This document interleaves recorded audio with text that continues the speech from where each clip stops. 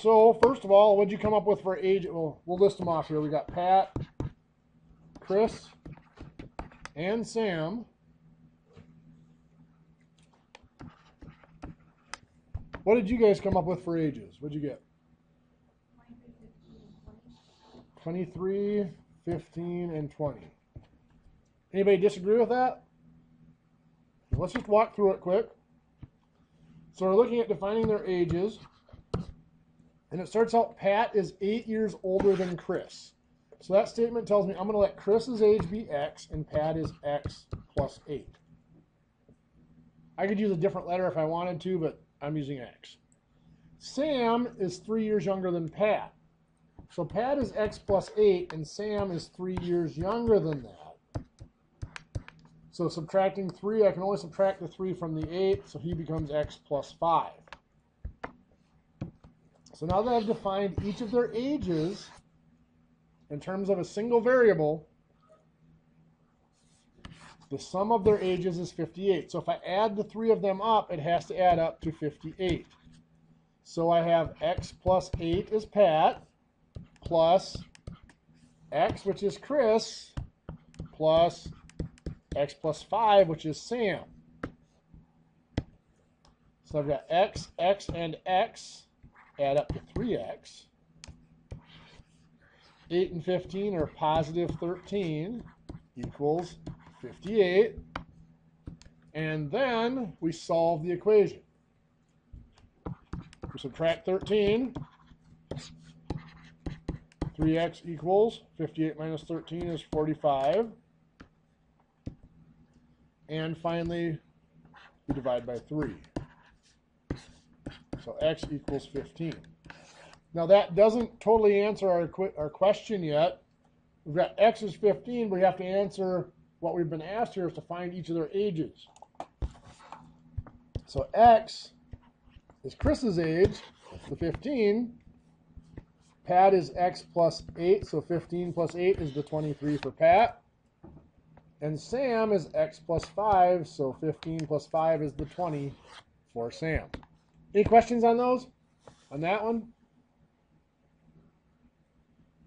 Okay. Well, before we get into questions on the homework, there are a few more examples that I want to go over. Some of our geometric examples. We talked about a couple weeks ago the perimeter of a rectangle. And we came up with a formula for the perimeter of a rectangle. The perimeter of that rectangle is equal to 2 times the length plus 2 times the width. So if the rectangle is 8 inches wide and 19 inches long, its perimeter is found by putting 19 in for L, so 2 times 19, plus 8 in for W, so 2 times 8.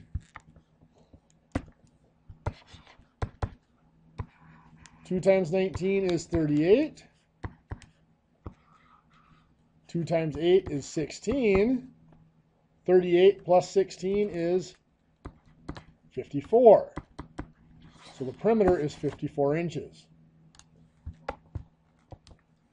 Well, we did some problems a few weeks ago where we didn't know one of those two values. If we are told that a rectangle with width of 7 has a perimeter of 32, find the length. Well, and I like to draw pictures when we're dealing with visual things like this. So we've got a width and a length here. We are told that the width is 7 units. So the width is 7. So our formula, perimeter is 2 times the length plus 2 times the width. We know 2 of those numbers. Do we know P? Yes, we do. The perimeter is 32. 2 times L. Do we know L? No, that's what we're looking for. We're going to leave that. Plus 2 times W. Do we know W? Yeah, W is 7. So 2 times 7. Now we simplify whatever we can. Nothing we can do with the 32. 2L, nothing we can do there. But 2 times 7 is 14. Now that we've simplified or combined everything that we can, we're just left with solving the equation for L. What are we going to do? Subtract 14 makes that go away. Over here, 32 minus 14 is 18 equals 2L. And then divide by 2. So 2 is gone. L equals 18 divided by 2 is 9. Now there were no units put on these, so L is just going to be 9. Those look vaguely familiar? Okay. Well, we're going to start off tonight, we're going to take it one more step, which would be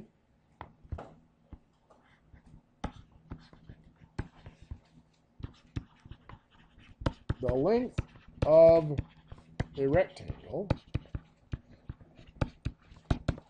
is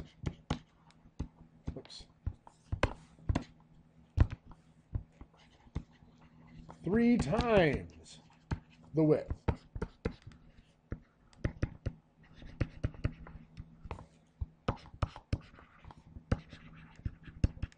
The perimeter is 136 inches. Find the length and the width. So this one definitely has been stepped up a notch. So let's draw out a rectangle again. We have our width and our length. Is one of them referenced off the other in this problem? Yes. The length is 3 times the width. So the length is equal to 3 times W.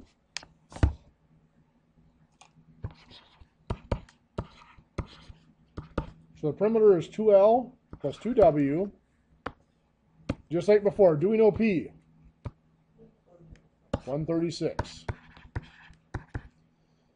2 times L. Do we know L? L is defined to be 3W. Plus 2W. Well, we don't know W, so it's just 2W. So now we're down to a single variable, just W for the width. So now we can go ahead and solve. I'm going to combine what I can here. 2 times 3W makes 6W plus the 2W. Now I can still combine 6W and 2W makes 8W. And then divide by 8, which is going to give us 17 equals W. Now, just like we did with the age problems, we have to stop and make sure we answer the question. We weren't just asked for W, we were asked for length and width. So the W is the width of 17. We were given inches in our perimeter, so that is 17 inches. The length then is 3 times 17, or 51 inches. So we have both the length and the width.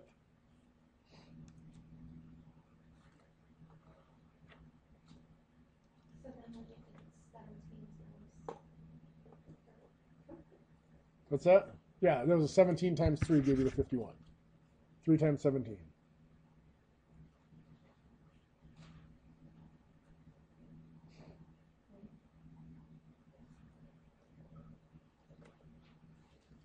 Similar to that, we might be told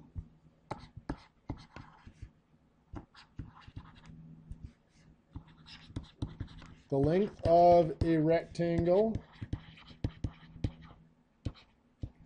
helps if I can spell the name, is 7 inches greater than the width.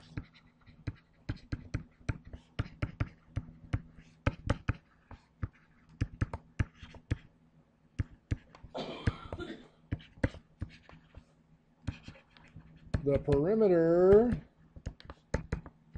is 94 inches. Find the length and the width.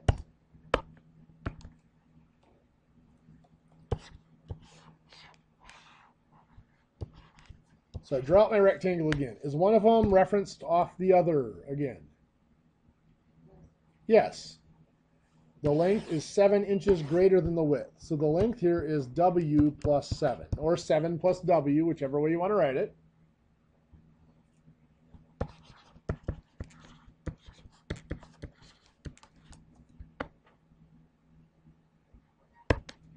So perimeter is still 2L plus 2W. Do I know P? Yes, it's 94 inches. I don't know L, but I have an expression for L. It is W plus 7. So it's 2 times W plus 7. We have to make sure we do put those parentheses in there. And then plus the 2W. So now I've got the 94 plus 2 times W plus 7 plus 2W. I have to reduce and combine. I have the parentheses, which is telling us to do something there first. Anything to do in the parentheses? No. To the parentheses times the 2. We have to distribute. So 2 times W, 2W. 2 times 7, positive 14. And then we got the positive 2W over here. So we're going to combine. We've got 94 still here. 2W and 2W make 4W plus 14. And then subtract 14. 80 equals 4W. And then divided by 4. So 20 equals W. So now again, we have to go back and make sure we answer the question. W is 20. Do we have any units for the length, the width? Inches. So it's 20 inches. The length then is 20 plus 7. So 20 plus 7 is 27 inches of length. So width is 20. Length is 27.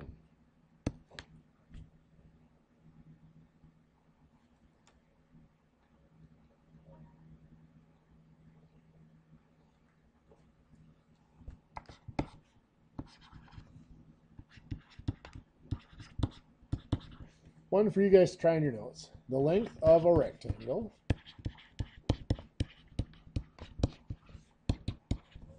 is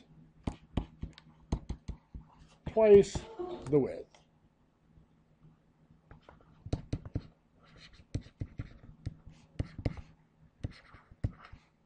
The perimeter is 162 feet. Find the length and the width. Try that in your notes. We'll go over it in just a couple minutes. Okay, so we have our rectangle with the width and the length. Is one of them referenced off the other? The length is twice the width. The length is twice the width. So L is equal to 2 times W. So we have our perimeter formula. What do we fill in here? What do we know? Perimeter is 162. Okay. And L is 2W, so 2 times L is 2 times 2W. Plus, well, we just got the 2W. Now what?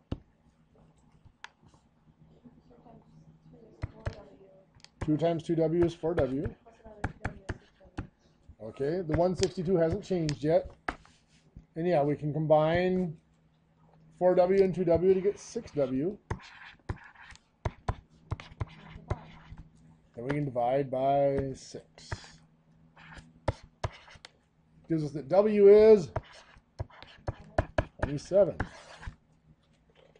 length is twice that, so you just multiply by 2. Perfect. So this is 27 feet because we had feet in the perimeter. And then 2 times 27 is 54 feet for the length.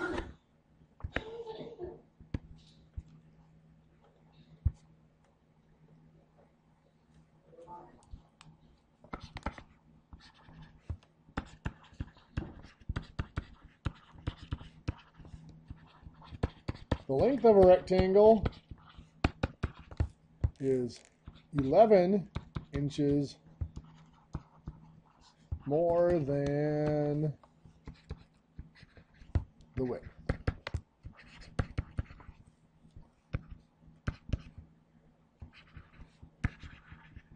The perimeter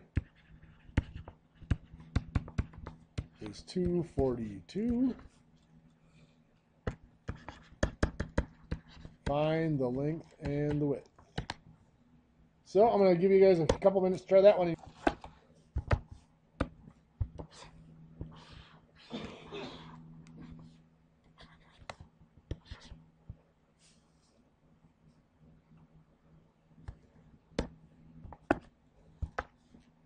Okay, so we have a rectangle, width and length. The relationship between the width and the length is length is 11 more than the width. So the length is W plus 11. So what's our equation going to become over here?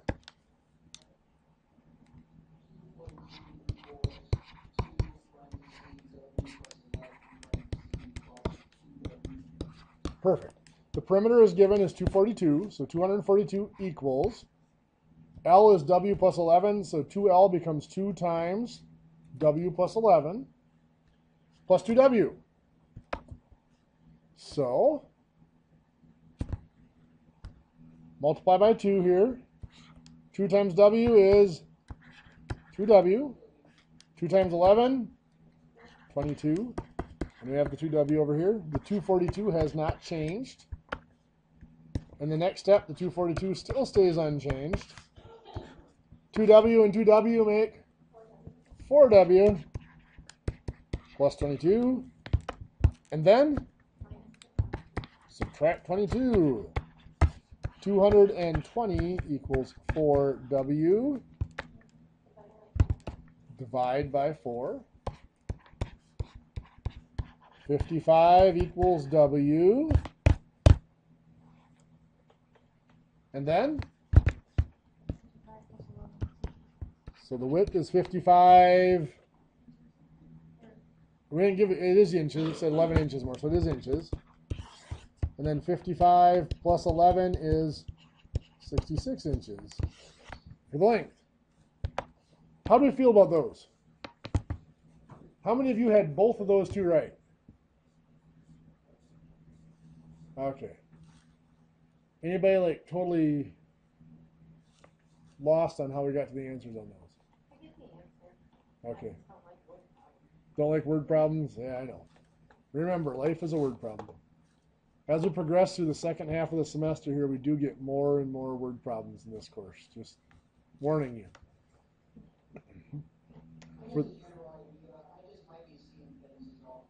Sure. And sometimes it is hard on those because you get into a habit and you start trying to plug them into the same thing and there's a little bit changed in it, like 7 more than instead of 7 times, stuff like that. Okay.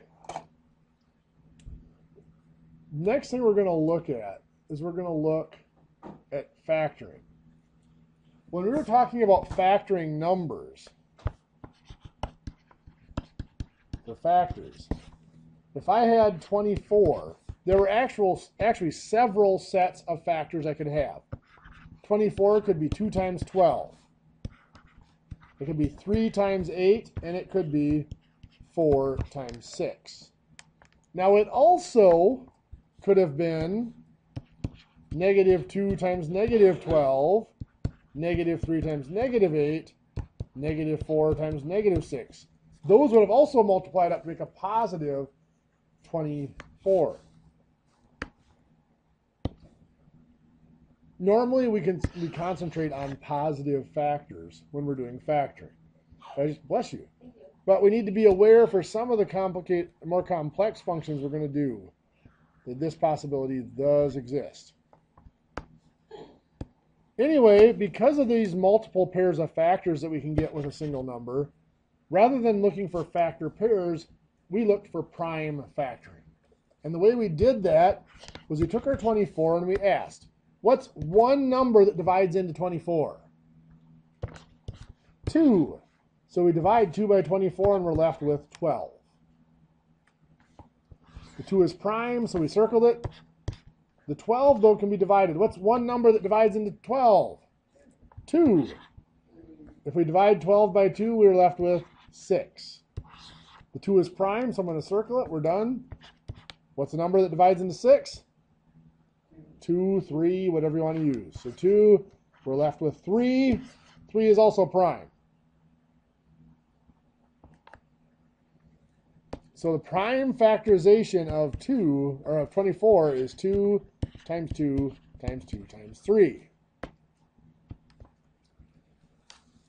The reason for that is we multiply 2 times 2 times 2 times 3, we would get back to 24. Well, what we were looking at last class involved things like this.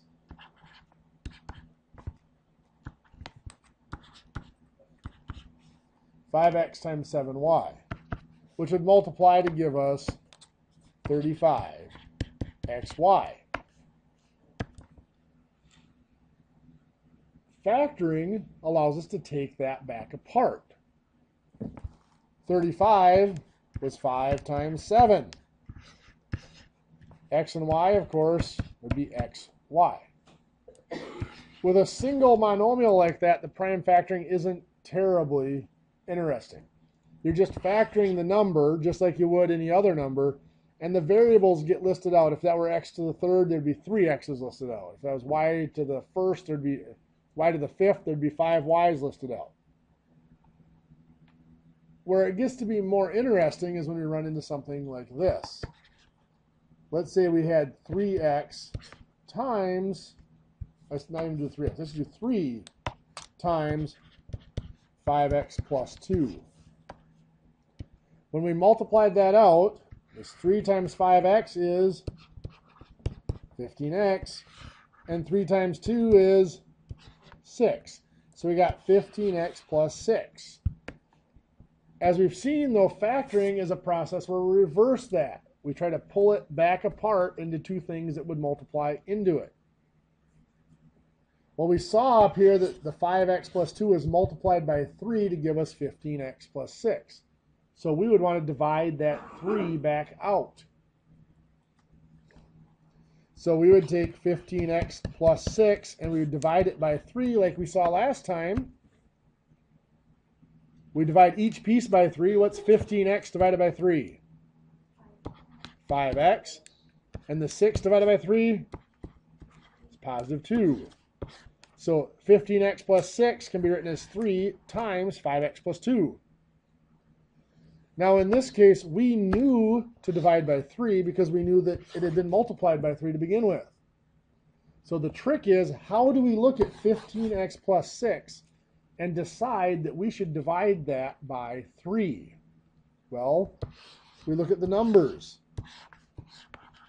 And we're looking at greatest common factor, GCF.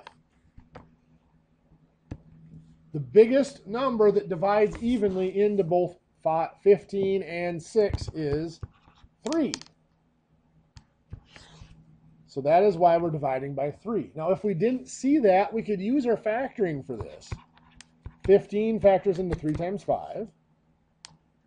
6 factors into 2 times 3. The only thing they have in common is a 3. Remember, greatest common factor, common is the key word there, allows us to take the common factors and combine them to get the greatest common factor. So let's look at a more realistic example where we don't build it first before we take it back apart. So we might have 21x squared minus 35. So looking at this, the first thing we need to decide is what that greatest common factor is. Looking at 21 and 35, what is the largest number that divides into both of those? 7. Both of those can be divided by 7. So in my factoring here, it's going to be 7 times something are going to be my factors. So I'm going to divide this by 7 to see what that other factor is. 21x squared divided by 7 is 3x squared. Now this is a negative 35 divided by 7 is negative 5. So 21x squared minus 35 can be factored into 7 times 3x squared minus 5. This, by the way, can multiply back out to give us the 21x squared minus 35, just so you know.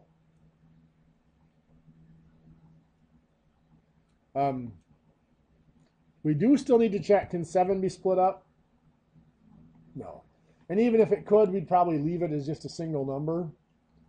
3x squared minus 5, can that be split up anymore? Is there anything else that can divide into both of those terms? No, there's not. So that is complete.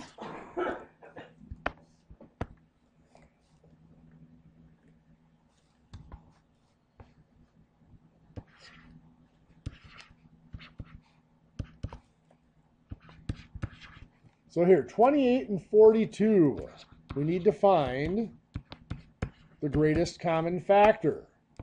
Looking at those, what is the largest number that divides both of those? A lot of people would see 7. But if we were to factor that, 28 would factor into 2 times 2 times 7. 42 would factor into 2 times 3 times 7. They have a 2 in common and a 7 in common. What's 2 times 7? 14. So 14 is the greatest common factor. So this is going to factor into 14 times something. So let's divide by 4. I don't know where that 7 came from. Let's divide by 14 to see what's left over. What's 28x divided by 14? 2x. What's 42 divided by 14? Positive 3. So 28x plus 42 factors into 14 times 2x plus 3.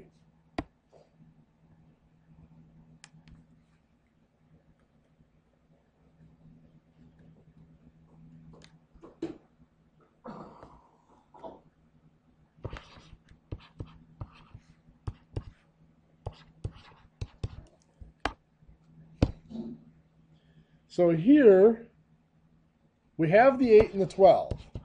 What's the greatest common factor for 8 and 12? 4. 4 is the largest number that can divide into both of them. So it's going to be 4 times something. But there's something else that can divide out of both of those. If I were to factor this 8x squared and 12x, there you go. 8 is 2 times 2 times 2, but it's x squared, x times x. 12 is 2 times 2 times 3, and the x. So they have a 2 in common and another 2 in common. That's where we get the 4. 2 times 2 is 4. But there's also an x in common. So both of these digits, both of these terms can be divided by 4x. If you look at here, what it is just the lowest power of the variable. We have x squared and x. The smallest power is the x to the 1, or just the x. So 8x squared plus 12x is going to be split into 4x times something else. To figure out what that other thing is, we're going to divide it by 4x to see what's left. 8x squared divided by 4x is 2x. 8 divided by 4 is 2. X squared divided by x is x. 12x divided by 4 is 3. 12 divided by 4 is 3, and x divided by x cancels out.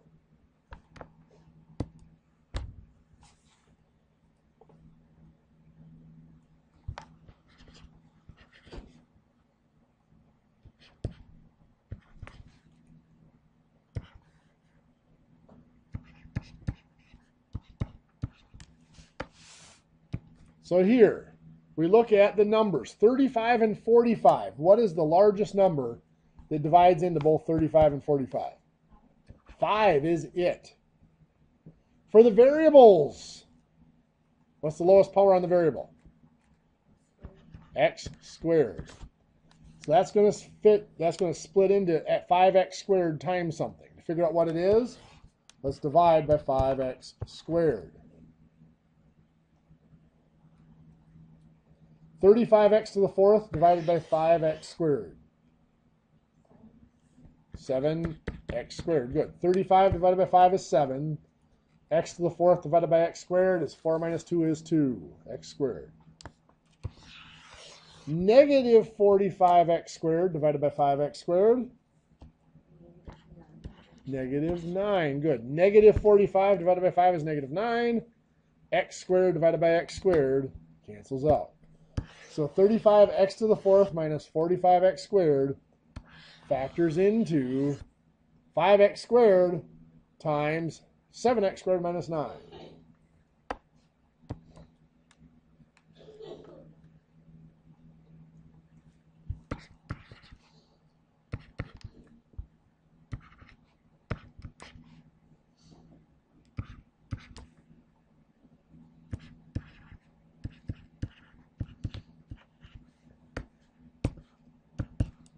How about this one?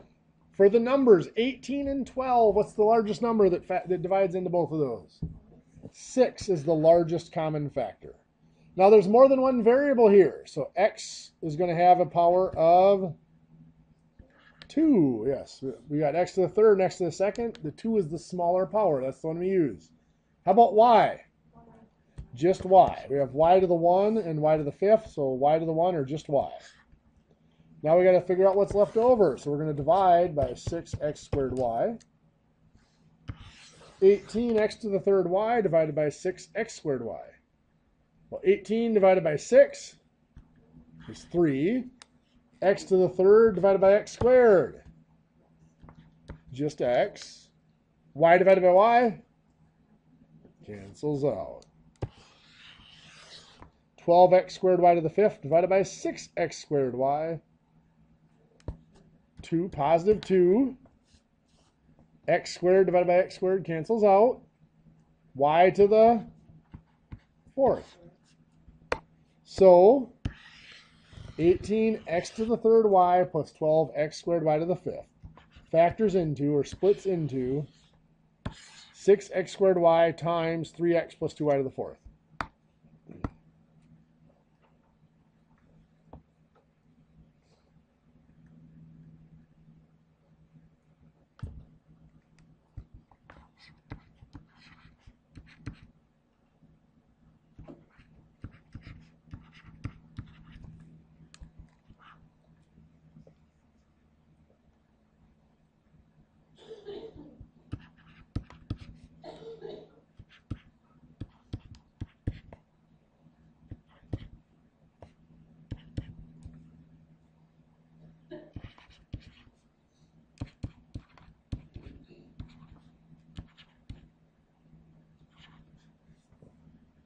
So this one became all sorts of fun.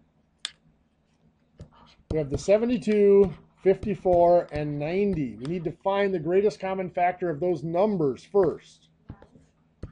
9 does go into each of them, but there is something larger. 18 will go into all of them. Yes. 72 factors into 2 times 2 times 2 times 3 times 3. 54 factors into 2 times 3 times 3 times 3. 90 factors into 2 times 3 times 3 times 5. They all have a 2 in common. They have a 3 and another 3. So 2 times 3 times 3 is 18. So 18 is going to be the number for the variables. How about x? It'll be x to the third. We have x to the fifth, x to the fourth, and x to the third. 3 is the smallest power. How about y? Just y. We have y here, y to the fourth and y to the sixth. So y to the 1 or just y is the Lowest power. How about Z? There is none. There's no Z in this one. That would be your lowest power. There is no Z, so it cannot be in our common factor.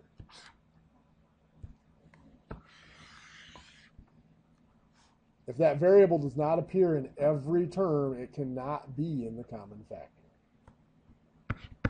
So if 8x to the third y, we're dividing into that to see what's left over. So 72x to the fifth y z to the third divided by 18x to the third y. 72 divided by 18, 4x to the second y divides out z to the third. Negative 54 divided by 18. Negative 3x to the 1, just x, and y to the third. 90 divided by 18. Positive 5. X cancels out. Y to the fifth. Z squared. There it is. Now that one was kind of ugly. I probably won't be quite that mean on most stuff. So I'm going to have you try one in your notes. What was that? Yeah, there you go. I'd rather make it more difficult in class than easier on the quiz, right? Than the other way around? Yeah.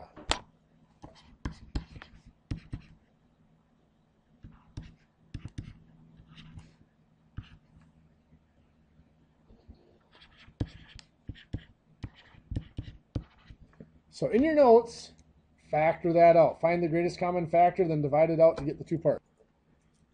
So what is our greatest common factor going to be here? 12 x squared y squared, okay? So let's divide by the 12x squared y squared to see what's left over. What do we get? 4x squared minus 3y. Okay, how many of you had 12x squared y squared times 4x squared minus 3y?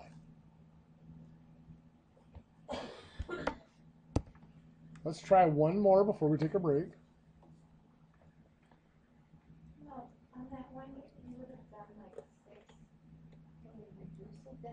What you would have had if you did 6, you would have got 6x squared y squared times 8x squared minus 6y. And then you could have seen that you could still get another 2 out of that. So you could have pulled out another 2 and combined it with the 6. Get the 12 and divide each of those by 2.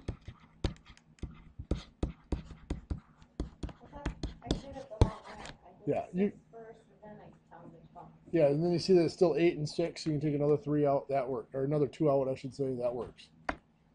Yep, that will work almost every time. Oh, it does work every time, I should say.